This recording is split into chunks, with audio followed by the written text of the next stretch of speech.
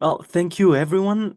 So, as Rudy and Vera said, we're starting another segment of this marathon.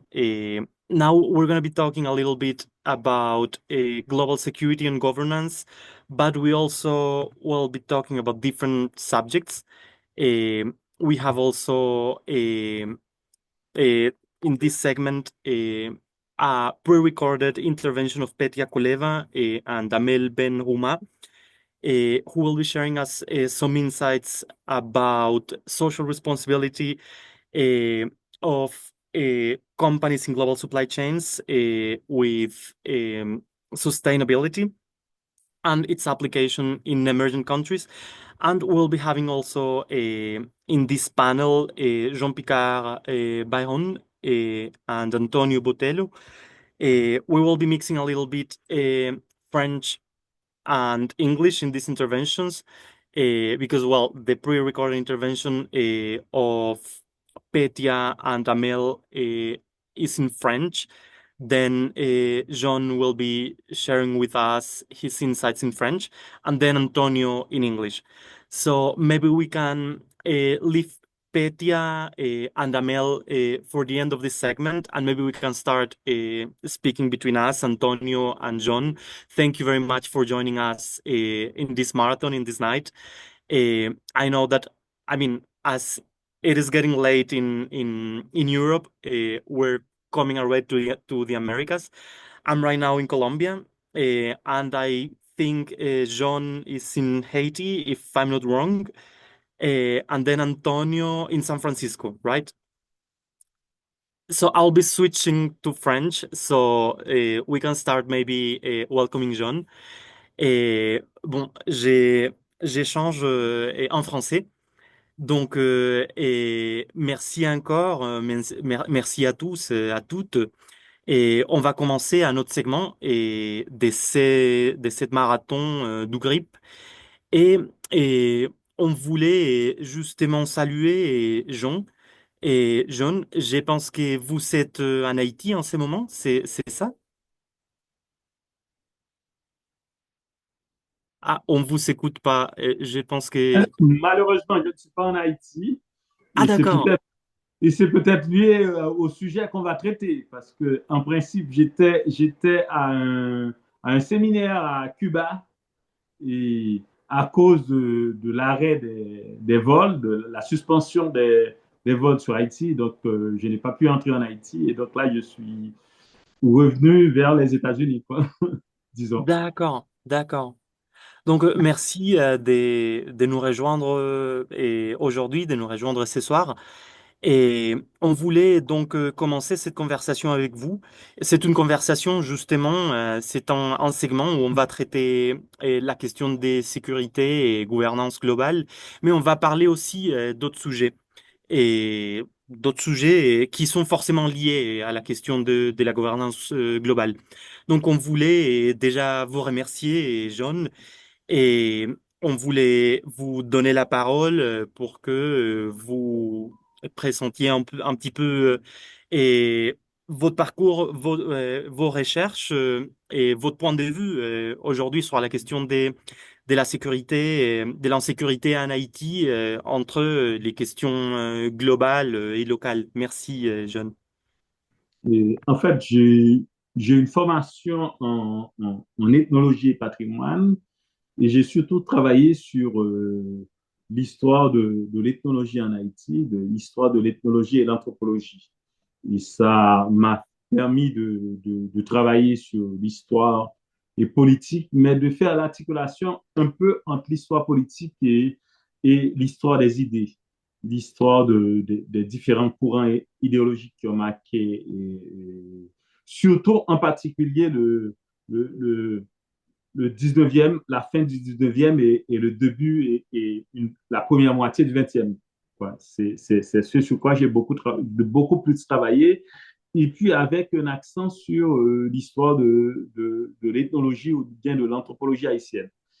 Et voilà, mais ça, en fait, toute cette histoire me met en contact avec différents aspects de l'histoire haïtienne. Et ce qui m'intéresse particulièrement ce soir, et c'est Parce que, en fait, au moment où j'ai choisi de faire cette intervention, et dans une conversation avec un collègue, un ami, quoi, et on s'est posé la question par rapport avec cette situation qui se passe en Haïti, est-ce que cette situation qui est un peu dramatique, quoi, qui est un peu compliquée, et on s'est posé la question, est-ce que c'est quelque chose qui est lié à la particularité d'Haïti, quoi?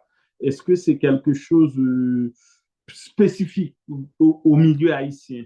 Or, quand on analyse au fond et ce qui se passe en Haïti, on voit très bien que c'est quelque chose qui s'inscrit dans une dynamique transnationale. Et quand on dit transnational, il faut faire très attention parce que souvent, par exemple, on étudie le vaudou du point de vue transnational, mais c'est un objet très important pour l'anthropologie haïtienne. Mais il s'agit dans presque tous les cas d'une étude de la pratique du vaudou par des Haïtiens qui se trouvent un peu partout dans le monde. Or, dans cette situation particulière qui se passe en Haïti avec l'agir des groupes armés, et ce n'est pas nécessairement quelque chose qui se passe entre des Haïtiens qui se trouvent un peu partout dans le monde. C'est vraiment, on est dans une situation où on est dans une dynamique qui nous met en face, parce qu'en même temps, c'est quelque chose qui arrive en Haïti qui est la conséquence de processus de processus de mondialisation, du processus de mondialisation avec tous ces effets néfastes pendant et depuis les années 80, quoi. Il y a eu des conséquences particulièrement sur le monde rural en Haïti, qui a engendré presque l'effondrement de l'économie paysanne, quoi, et qui va produire la situation dans laquelle on se trouve en Haïti. Donc, du coup, ce n'est pas ce qui se passe en Haïti, c'est pas tout simplement ce qui se passe en Haïti. Et on va voir que même ce qui se passe aujourd'hui avec les groupes armés, ces groupes armés se retrouvent pour s'alimenter en armes, pour participer dans le trafic de drogue. Ils se retrouvent dans des réseaux transnationaux, quoi. Et ça, ils se retrouvent dans, dans des réseaux de crimes transnationaux, quoi. Transnationaux, quoi. Voilà. Et c'est cette situation qui fait qu'on peut dire, souvent, on a toujours tendance à prendre, à reléguer, par exemple, Haïti dans la marge, quoi. Un peu à considérer Haïti comme un pays d'une sorte d'arrière-monde, quoi. Mais au fond, c'est un pays qui a été toujours à la croisée des mondes, quoi, on peut dire. Et on peut dire qu'on est à la croisée des mondes, on peut dire ce qui n'est pas évident pour tout le monde, quoi. Mais quand on regarde dès le départ, c'est un des premiers bouts de terre, par exemple, c'est un des premiers bouts de terre touché par Christophe Colomb quand il est arrivé en Amérique. Et puis, avec cette arrivée de colons en Amérique, on entre de plein pied dans le monde, quoi, et on entre dans la mondialisation. Et donc, notre histoire fait partie de l'histoire du monde. Et la colonisation, le problème, c'est que, on a souligné ce matin, c'est que la colonisation fait partie non seulement de l'histoire de la modernité, mais aussi de l'histoire du capitalisme. Donc, quand on. Cette colonisation, c'est quelque chose qui a joué beaucoup, qui a eu une conséquence particulière sur le développement du capitalisme qui a été peut-être un des facteurs de cette révolution moderne qui est la Révolution française, quoi.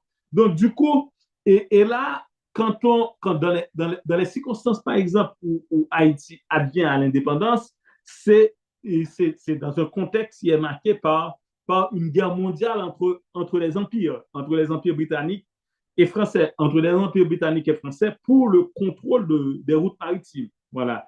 Donc, on est bien lié à cet avènement de la modernité capitaliste et on est toujours dans ces processus. Et donc, c'est pourquoi j'insiste sur le fait que ce qui nous arrive est bien inscrit dans une dynamique transnationale et ça fait partie, c'est lié aussi on peut dire, c'est peut-être une histoire locale, mais une histoire locale bien ancrée dans le global, quoi. Et parce que, et parce que le fait, alors, quand je parle de cette histoire globale, c'est bien ce qui se passe depuis un certain temps en Haïti, quoi. Donc, le pays est entièrement sous l'emprise des groupes armés, mais du coup, moi, je refuse délibérément d'utiliser le vocable gang, un vocable pour moi qui est particulièrement approprié par des experts internationaux. Mais ce thème, pour moi, c'est un thème qui ne sert qu'à dépolitiser le phénomène, quoi. Parce que cette les groupes armés ont bien une certaine connexion avec la grande et la petite criminalité, mais l'existence de ces groupes armés reste et demeure un phénomène politique et social. Et ça, c'est important. Donc, c'est une pratique qui est liée, c'est quelque chose qui c'est un phénomène qui est lié, qui est très lié avec la dégradation de la situation socio-économique du pays. Il a beaucoup à voir avec la détérioration des conditions matérielles des classes populaires et des couches moyennes. C'est, cette détérioration, c'est aussi lié aussi c'est aussi lié à la faillite de l'État, quoi, à la faillite des élites économiques, à la faillite même des élites politiques et même intellectuelles, quoi, je dirais. Une faillite dans le sens où il y a des difficultés au niveau de ces élites intellectuelles, au niveau de ces élites politiques, il y a beaucoup de difficultés à proposer une solution, à proposer une solution par rapport à cette situation, quoi. Donc, quand je parle et là, alors, quand je parle de cette détérioration, quoi, c'est une détérioration que j'ai déjà souligné qui est liée à la faillite de l'État, quoi. C'est une détérioration qui touche presque toutes les classes d'âge et qui a des effets particuliers sur les jeunes. Et puis, alors, il faut souligner aussi, et c'est ce qui permet de souligner ce point, cette connexion avec, avec tous les processus mondiaux, quoi, c'est cette détérioration découle surtout en Haïti des politiques d'ajustement structurel, quoi, des politiques d'ajustement structurel qui ont été mises en place dès le début des années 80, quoi, et pendant les 4 dernières décennies, c'est-à-dire les décennies 80, 90 du siècle passé et les décennies 2000 et 2010, quoi. Et avec et depuis le temps des gouvernements militaires et puis ensuite avec les gouvernements civils qui sont arrivés au pouvoir. Donc, on s'est retrouvé dans une situation de détérioration des conditions matérielles de beaucoup de catégories sociales, des catégories sociales les plus vulnérables. Et puis, donc, ce qui a provoqué, parce que ce qui va se passer dans le pays, c'est que on va se retrouver dans une situation où et, il va avoir un exode rural vraiment massif, et cet exode rural massif va provoquer et va faire en sorte que des quartiers précaires vont sortir de terre en Haïti, et ce qui va complètement fait que ces quartiers précaires vont être doublés en nombre, quoi, dans Port-au-Prince, quoi. Et donc, on se retrouve avec Port-au-Prince, avec une ville, Port-au-Prince, qui est une ville d'environ presque 3 millions d'habitants, quoi. Le dernier recensement fait que et a fait qu'on a plus de 2,7 millions d'habitants à Port-au-Prince. Donc, alors que c'est une ville qui était faite pour 50 000 âmes, quoi. Comme décrit les recensements du siècle passé, quoi. Donc, c'est des conditions matérielles qui s'aggravent un peu partout dans le pays, mais c'est des conditions matérielles qui sont complètement exécrables à Port-au-Prince, quoi. Et c'est sur ce fond, c'est ce fond-là qui va être déterminant dans ce qui va se passer dans ce pays avec, et il faut toujours voir en background de la situation actuelle cette détérioration des conditions matérielles d'existence et qui va faire que, parce qu'en fait, on a une détérioration des conditions matérielles et non seulement l'échec des élites, mais qui nous met en face d'une situation en Haïti, une situation où le modèle socio-économique qui était dans le pays je dirais, depuis le 19e siècle, ce modèle économique est en faillite, quoi. Ce modèle économique est presque, est presque disloqué, quoi. Donc, en fait, on se retrouve face à une bourgeoisie en Haïti parce que, en fait, ce modèle économique, c'était un modèle économique qui était où il y avait les classes dominantes et bâtissaient leur richesse économique sur la rente, quoi. Ce qui a existé en Haïti pendant depuis bon, peut-être jusqu'aux années 80, quoi. C'était toujours une bourgeoisie comprador, quoi. Et ça existe encore. Et cette bourgeoisie comprador s'appuyait sur l'exploitation de la rente, de la rente des denrées agricoles des paysans, quoi. Cette bourgeoisie qui se posait en intermédiaire entre les paysans qui produisaient des denrées et que cette bourgeoisie exportait à l'étranger, quoi. Et on parlait en Haïti d'une bourgeoisie comprador, d'une bourgeoisie import-export, quoi. Et, et donc, une fois que la production agricole s'effondre au détour des années 80, cette bourgeoisie n'a rien pensé à développer la production dans le pays, quoi. Parce que ce qui va l'intéresser, c'est de trouver d'autres formes de rente, quoi. Ce qui va arriver, c'est que la majeure partie, il va y avoir le processus, on a parlé d'exode rural à l'interne, mais il va y avoir, avec la détérioration des conditions économiques au détour de ces années 80, on va se retrouver dans une situation où il va y avoir une forte migration. Et cette forte migration va faire en sorte que, comme ce qui va se passer, c'est que la manne, le café s'est effondré, ses produits internes se sont effondrés, donc cette bourgeoisie rentière qui n'a pas cette forme cette source de revenus va se rabattre sur par exemple, la manne des transferts des Haïtiens vers Haïti, quoi. Voilà. Et dans ces conditions où d'épuisement de la production des denrées agricoles, donc on se retrouve avec une bourgeoisie qui, qui ne peut exister qu'en s'appuyant sur l'État, quoi, qui ne peut exister qu'en contrôlant l'État. Et donc, cette bourgeoisie va être toujours à l'affût de politiciens qui contrôlent l'État.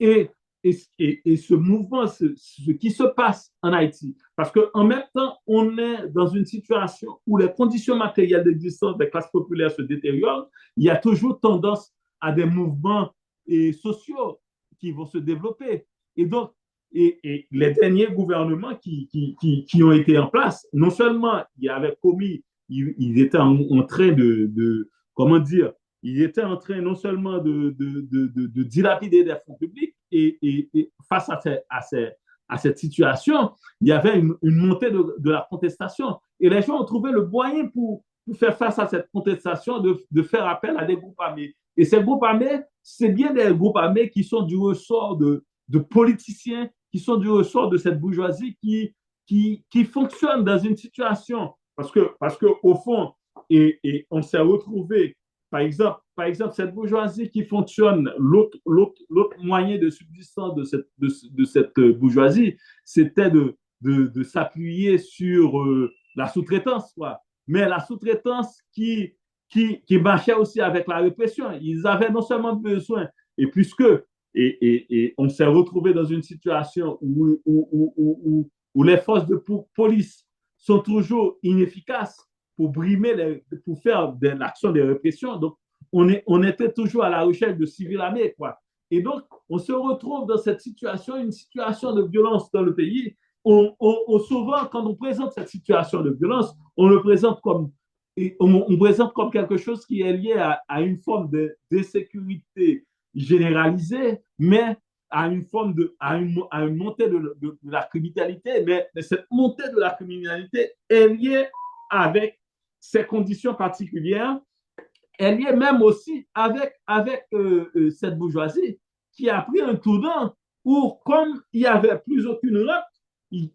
cette bourgeoisie s'est laissée entrer aussi dans le commerce de la drogue, quoi. Donc, on se retrouve avec ce genre de situation dans le pays qui fait que on mobilise des groupes armés. Et maintenant, ce qu'on est en train de subir aujourd'hui, c'est quasiment une situation où ils perdent complètement le contrôle de cette situation. Et voilà ce Je m'excuse, Jean, de vous interrompre. Et comme vous savez, les formats nous laissent peu de temps. Donc, si vous pouvez peut-être conclure avec en résumant un petit peu les principaux points et que vous voulez laisser à l'audience. Et je m'excuse encore une fois pour... ouais. Alors ce que je voulais souligner, c'est que ces groupes armés sont, en fait, ce sur quoi je voudrais insister, c'est que les groupes armés qui sévissent maintenant en Haïti, ce sont en fait des gens qui sont à la sorte de politiciens et qui sont quasiment des chiens de garde de cette bourgeoisie rachitique, quoi. Et donc l'enjeu, c'est de conserver euh, euh, euh, leur monopole sur l'État, quoi, non seulement sur le plan politique, mais aussi de conserver un monopole économique sur le pays, parce que tout passe par l'État, puisque on est quasiment dans une situation d'une économie rachitique. Voilà, et l'essentiel de ce que je voulais présenter, mais je voulais présenter aussi, ce que tout ça, c'est lié au fait à une bourgeoisie aussi qui est complètement dans des réseaux internationaux aussi, qui est dans des réseaux, dans des trafics internationaux. Et donc, et ça a des répercussions en Haïti. Et on voit tout ce mouvement qui se développe avec ces bandes criminelles, mais qui sont bien des groupes armés, quoi, qui s'est développé à des dessins politiques, maintenant qui sont dans des débordements. Maintenant, on est dans cette situation où ces réseaux-là se retrouvent dans des connexions transnationales. Voilà. Merci beaucoup, John. Et en fait, on l'a vu aussi depuis la Colombie avec justement l'assassinat du président Jovenel Moïse, où il y a eu 26 mercenaires colombiens, que ça a fait beaucoup de bruit ici en Colombie, justement. Et ça fait preuve aussi de tout ce que vous nous racontez sur justement les rapports, les liens qui existent entre les phénomènes de sécurité en Haïti et des réseaux et criminaux transnationaux. Et donc, on vous remercie énormément pour votre contribution.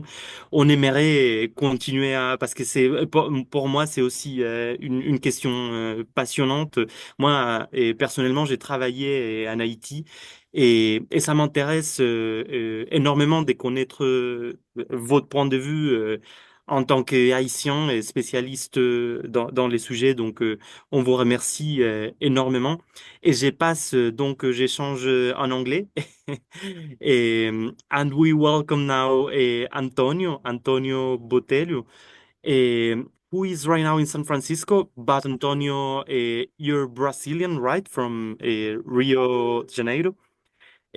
So thank you very much for joining us today, Antonio, as well.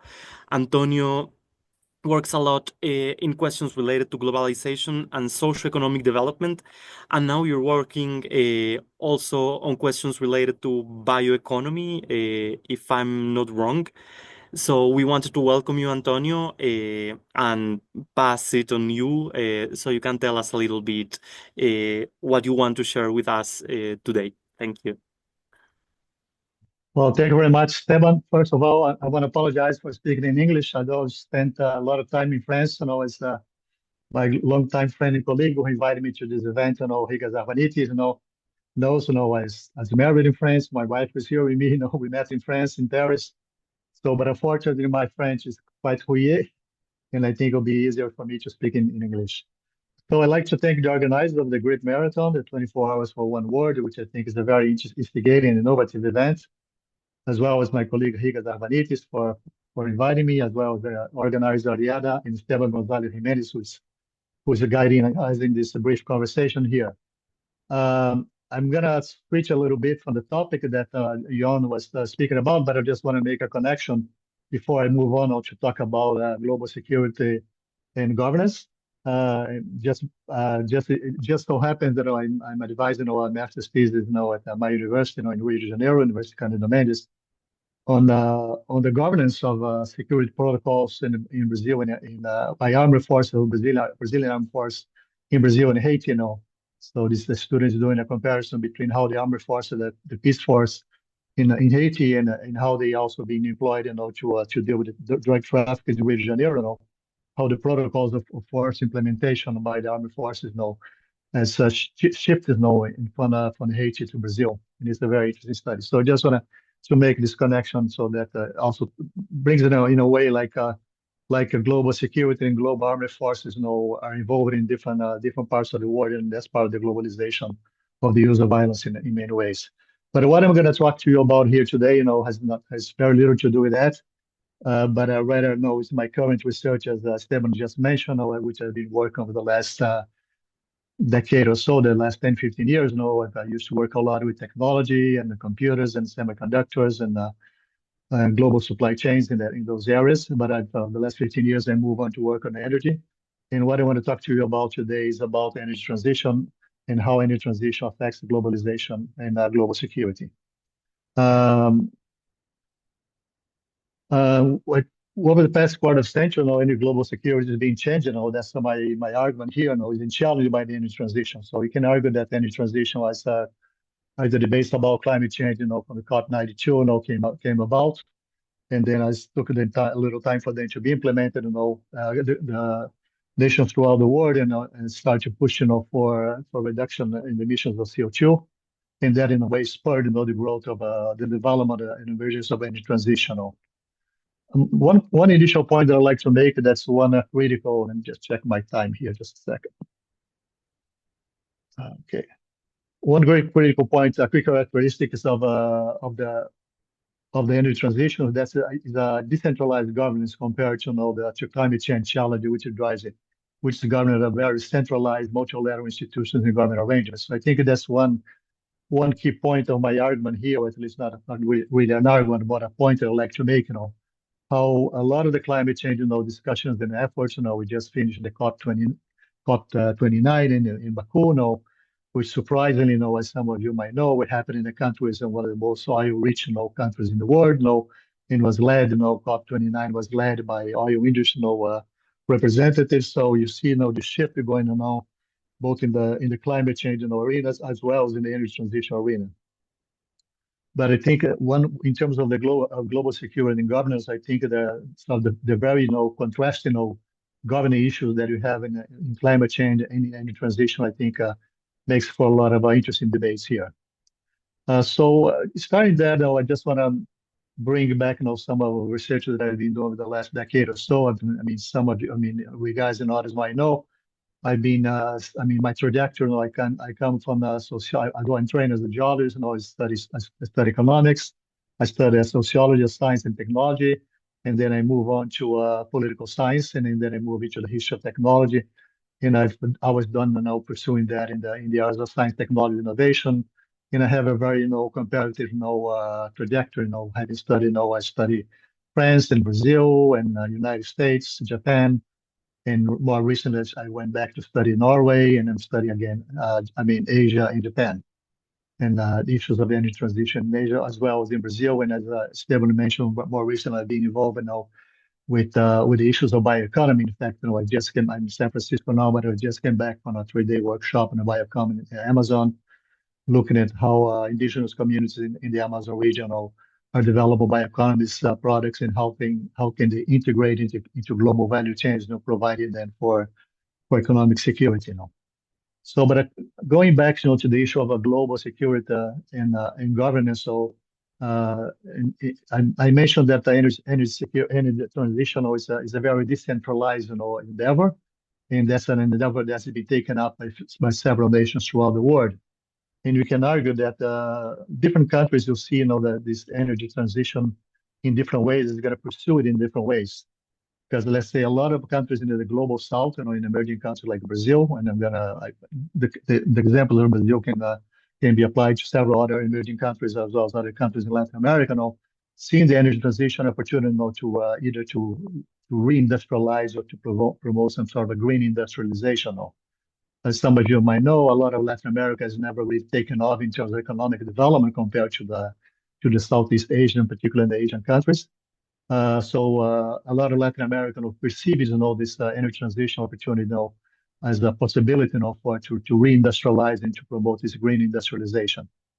Of course, the emerging countries will become developed countries in Southeast Asia.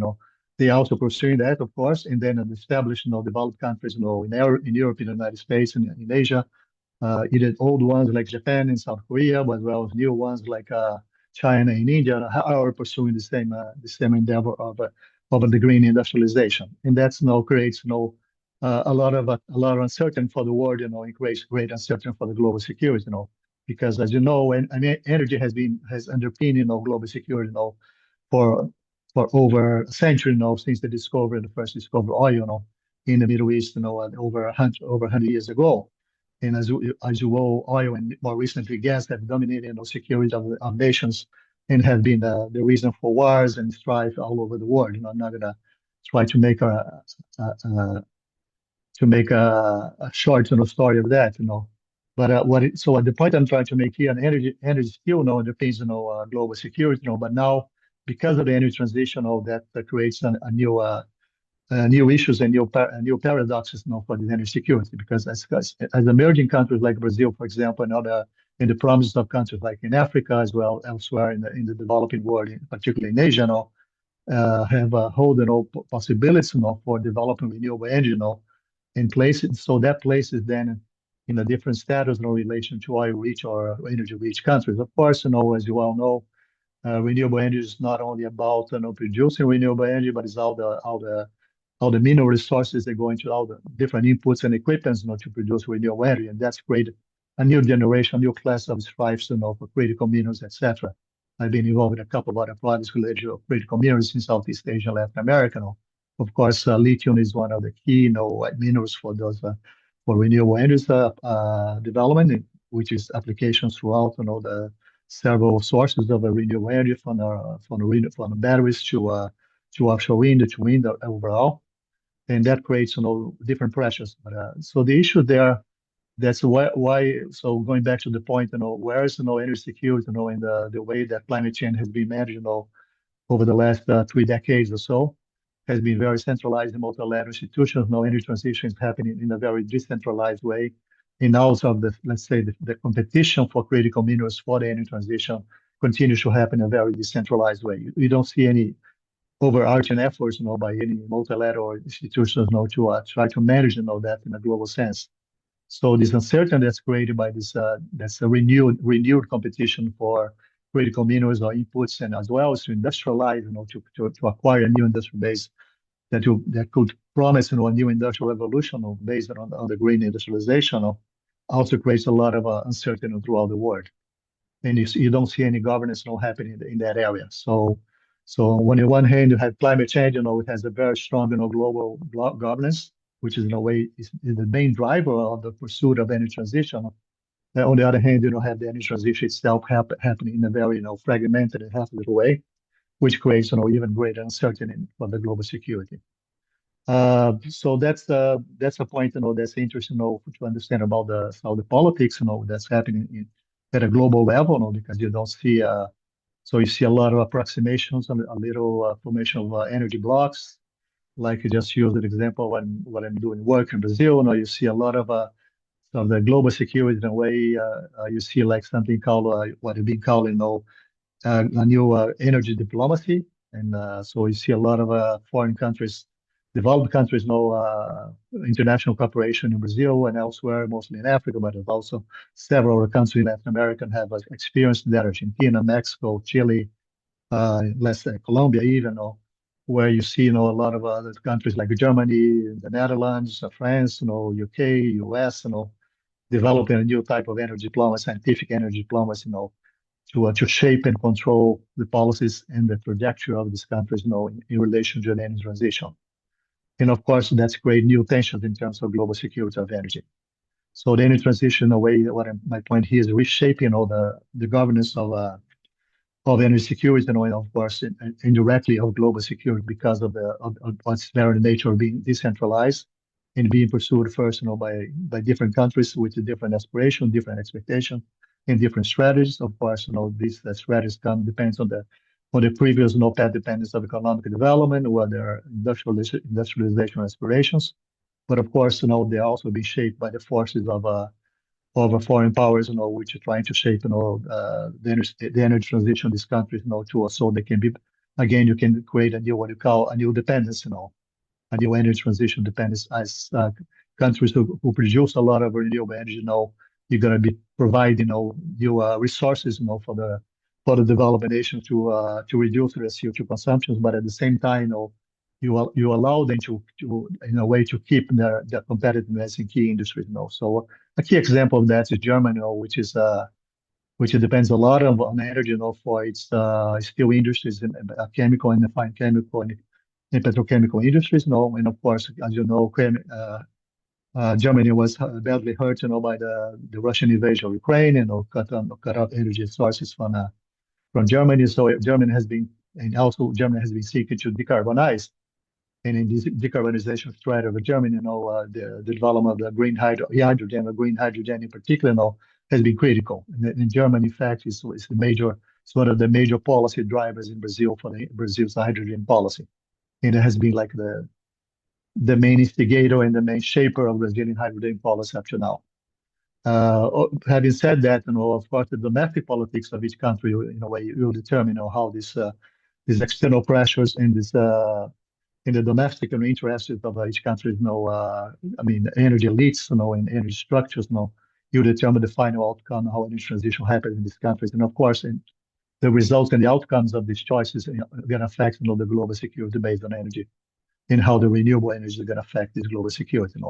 Just to illustrate the case, in the case of Brazil, Brazil is a very unique country in terms of energy resources, and it's very paradoxical, because at the same time, as you know, the current Lula government has become a leader in terms of the climate change, climate change leadership, in terms of promoting decarbonization and promoting the reduction in CO2, and trying to protect, the Amazon forest, which is still up to grabs in many ways, because the, let's say, local communities, as I'm seeing now in this research on bioeconomy, they're still not part of this efforts of controlling climate change, and are really beneficiaries of that effort. But at the same time, the Brazil is taking up a leadership, in that it became out very clear in the latest meeting of the G20 in Rio de Janeiro, but as well as Brazil's leadership in the COP29 in Baku. Brazil is set to become the third largest producer of oil and gas in the world. So here we have a very conflicting strategy, in a country that's in a way needs to be a leader, but at the same time continue promote an a fossil fuel carbon economy. And when it comes to the energy transition, Brazil has what I call the curse of bounty, because Brazil has the capability to produce ever renewable energy in the horizon. Brazil has a lot of wind. Brazil has a lot of solar energy. Has some lithium for renewable energy inputs. Has a lot of minerals, nickel, copper.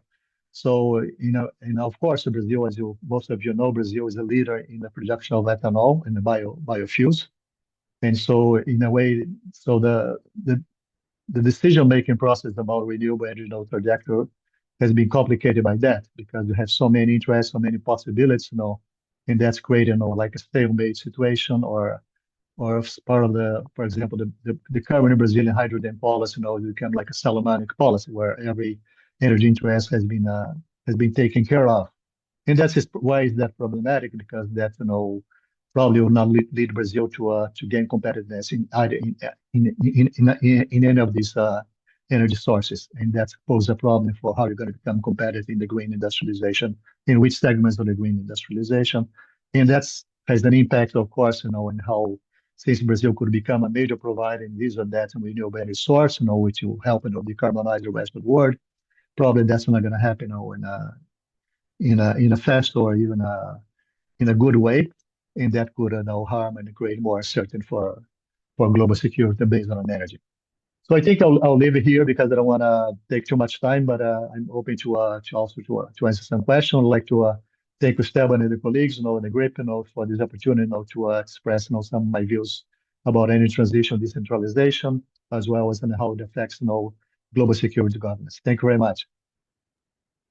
Thank you very much, Antonio, for sharing all these interesting and important insights with us.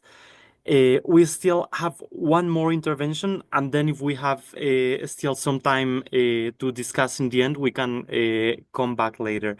I'll leave it to, I don't know if it's Laura behind Civic City or someone else to reproduce the pre-recorded video of Petya Koleva and Amel.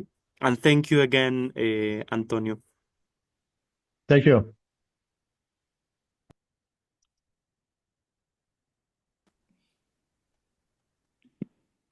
Donc, bonjour, on est ici tous très contents d'avoir Amel Benrouma et Petya Koleva avec nous pour cette séance de cette grande marathon. Donc, c'est la séance de sécurité globale et gouvernance. Et donc, elle ne peut pas être avec nous puisqu'elles sont dans un colloque en ce moment en Tunis, mais on est très content de pouvoir les avoir à distance. Donc, pour commencer, la première question que j'aurais pour vous, c'est pourquoi s'intéresser aux interactions entre entreprises, normes et territoires dans les pays du Sud? Il est vrai que le projet sur lequel on travaille dans le cadre du GRIP aborde cette question d'interaction entre entreprises, normes et territoires parce que il nous semble que c'est cette interaction qui détermine la manière dont les effets, les conséquences de la mondialisation seront répartis et perçus. Donc, cette interaction influence directement la durabilité des activités économiques, mais aussi leur acceptabilité sociale, notamment dans les pays du Sud. Alors, comme on sait tous, les pays du Sud fournissent une grande part des matières premières et des produits manufacturés pour les marchés mondiaux. Cela les place du coup en première ligne des tensions entre les exigences des normes globales, par exemple en matière de droits humains, d'environnement, de travail, et les réalités locales, avec notamment la pauvreté, le manque d'infrastructures ou encore la dépendance économique. Alors, nous avons remarqué que ces dernières années, les consommateurs, les ONG, mais aussi les investisseurs, avec la montée en puissance de l'investissement socialement responsable, exigent des comportements responsables de la part des entreprises, et ce, pas uniquement dans les pays du Nord, mais aussi dans les pays du Sud. Donc, les entreprises doivent démontrer qu'elles respectent non seulement les normes globales, mais aussi les attentes locales.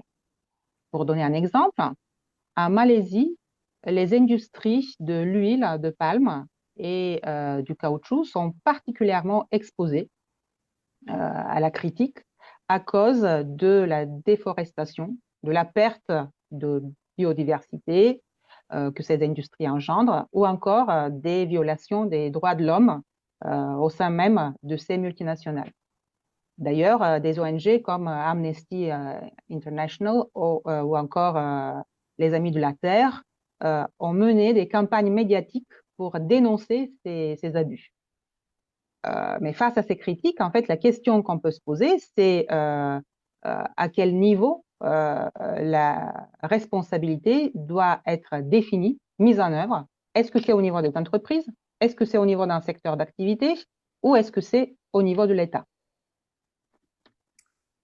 Merci beaucoup, Petya. Oui, c'est très intéressant tout ça. Et du coup, peut-être ça sert à rien de définir qu'est-ce que c'est l'RSE, et voilà, et comment ces mouvements de l'RSE est un outil de régulation ou de légitimation du capitalisme néolibéral.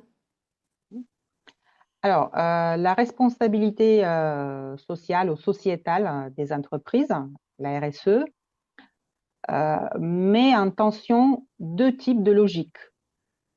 D'une part, la logique marchande de recherche de profit par les entreprises ou encore de concurrence, et d'autre part, la logique civique qui est relative à la mission sociétale poursuivie. Donc, ce mouvement de RSE, il est né dans les pays du Nord, mais ces dernières années, il s'est propagé à l'échelle mondiale sous l'influence de différents facteurs. On pense certes aux firmes multinationales qui ont déployé leur chaîne de valeur globale à l'échelle des pays du Sud, mais encore sous l'impulsion de certaines normes ou standards internationaux. On pense ici à l'initiative Global Compact ou Pacte mondial, voilà, des Nations Unies, ou encore à l'initiative ISO 26000. Mais il faut être conscient aussi que les crises dont nous avons été témoins ces 20-25 dernières années, crises économiques, politiques, sanitaires, écologiques, ont été aussi un facteur important de propagation de cet intérêt pour la RSE. Et donc, les entreprises, finalement, apparaissent au sein de ce mouvement RSE, à la fois comme porteuses de risques majeurs, écologiques, sociaux, mais en même temps aussi comme des acteurs qui sont fortement exposés à ces risques et qui ont finalement un rôle à jouer pour limiter leur impact. Très bien et très clair Et aussi. donc, peut-être, Oui, vas-y, du allez-y, coup, allez-y. peut-être pour compléter la réponse à la question concernant le mouvement de la RSE, est-il outil de régulation ou de légitimation du capitalisme néolibéral? Dans la continuité de ce que Pétia a évoqué, donc il existe un débat sur cette notion de RSE et qui met en fait et ce débat est ancré dans des tensions fondamentales entre éthique et profit et entre discours et action. Et la littérature sur le sujet est foisonnante et reflète la diversité des approches. Donc certains auteurs perçoivent la RSE comme un mécanisme d'autorégulation permettant de combler des vides institutionnels dans un contexte de retrait de l'État, alors que d'autres soutiennent que la RSE sert avant tout les intérêts des grandes entreprises, offrant une façade de responsabilité tout en consolidant le statu quo économique. Notons d'ailleurs que la plus grande initiative internationale de RSE, le Pacte mondial des Nations Unies, a été lancée notamment en France avec la participation des grandes multinationales, donc les entreprises cotées au CAC 40.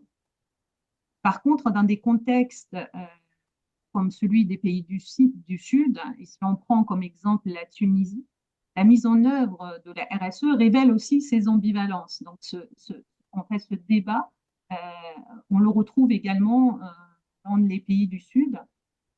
Par exemple, le réseau local du Pacte mondial en Tunisie et en Afrique, et dans plusieurs pays africains, donc, a amené à la création d'Africa Business Leaders Coalition, qui s'engagent dans des projets ambitieux alignés avec les objectifs de développement durable.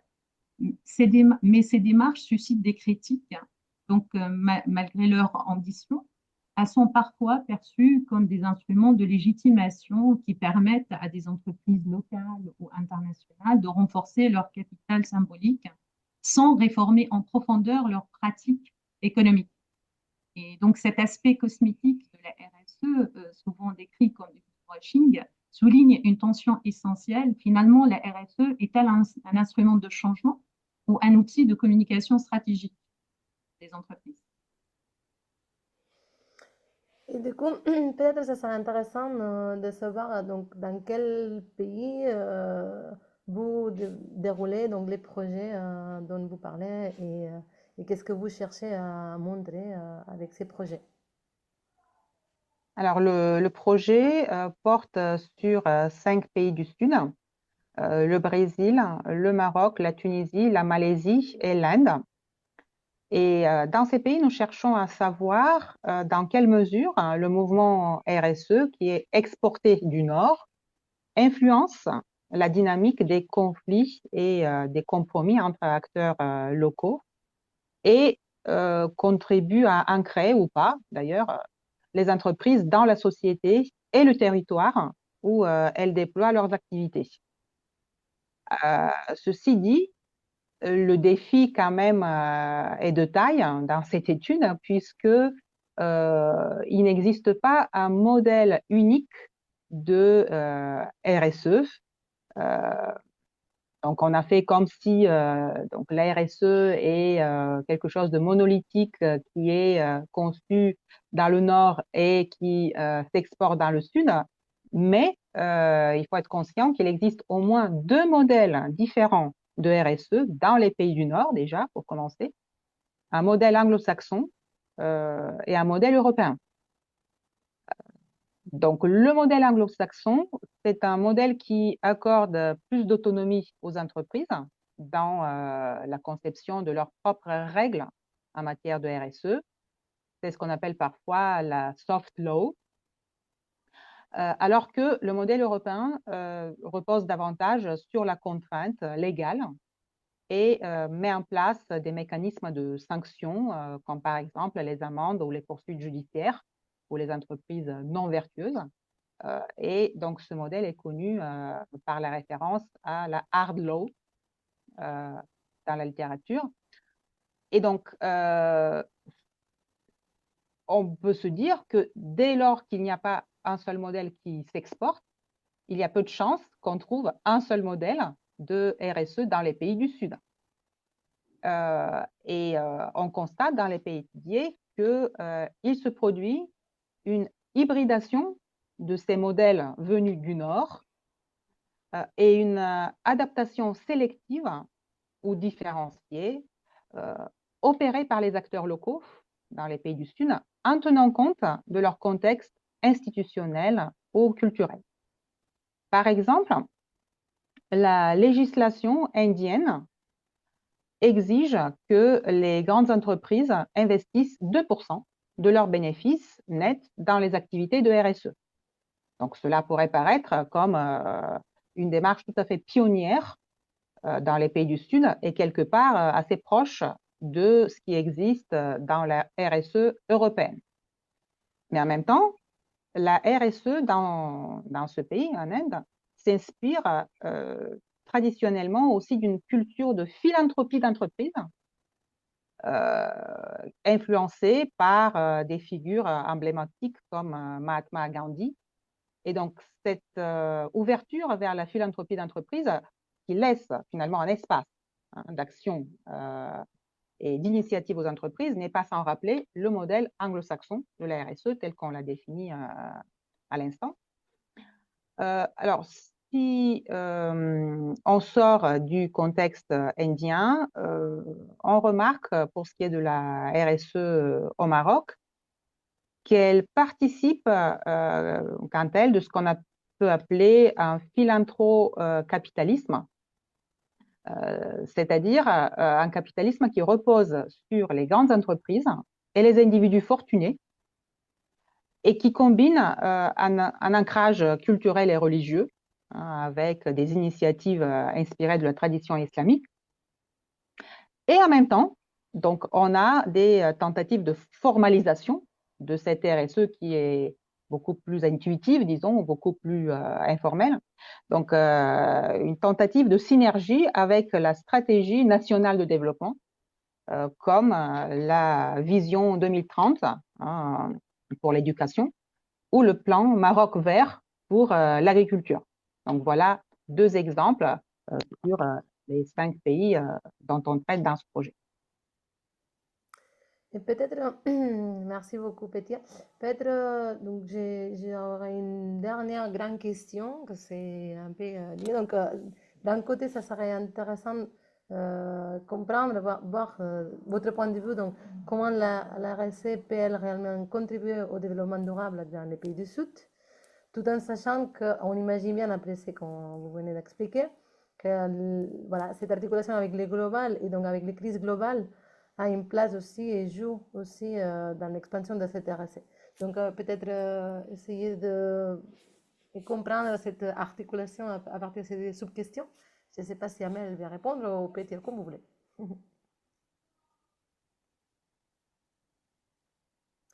Non, on ne t'entend pas par contre, Amel. On ne t'entend pas. Tu es muette.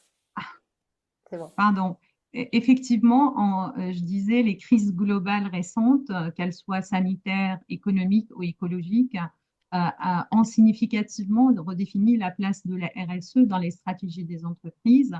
Et si on prend l'exemple de la crise sanitaire du Covid-19, on constate qu'elle a exacerbé les attentes sociétales envers les entreprises, ce qui a poussé les entreprises à adopter des pratiques plus visibles et impactantes.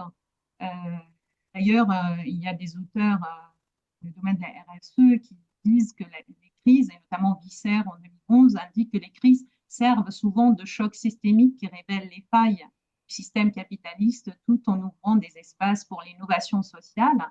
Et cette innovation sociale, à travers nos enquêtes de terrain, nous avons pu, par exemple, la percevoir au Maroc, où un incubateur social et environnemental qui s'appelle Bidaya, soutenu par des partenaires comme la Fondation Drosos, a répondu à la crise en accompagnant des startups sociales axées sur l'économie circulaire et la santé publique.